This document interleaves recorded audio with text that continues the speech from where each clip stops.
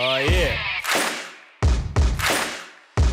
Yo, let's do this. As a polyglot, like somebody who speaks, multiple languages, and you had to kind of communicate some of these concepts back at the past in multiple languages.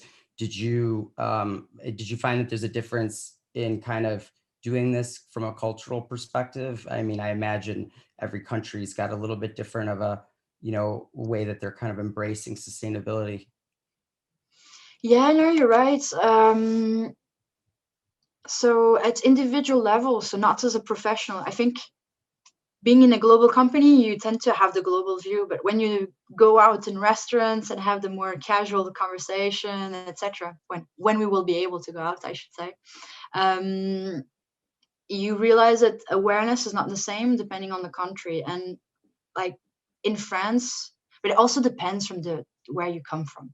In France, for example, it was you wouldn't have tomatoes or strawberries in winter, and that's an accepted fact. I moved to the UK, and people, they consider it normal to have tomatoes, and I'm like, where do you even grow your tomatoes? You don't have a seed for it, right?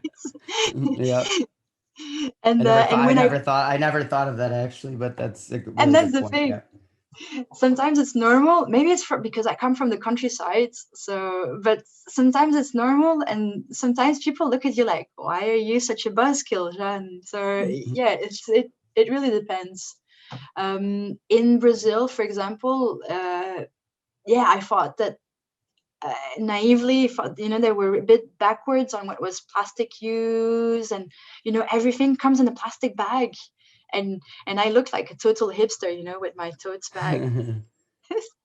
But in the same time, they have way more awareness about their environment and the biodiversity. And me coming now living in a city, I don't have that so much anymore. So yeah, it really depends. So I always try not to. I don't come with lessons, I get the conversation going, and that's it. Oh yeah. Yo, let's do this. Got picture homie rolling.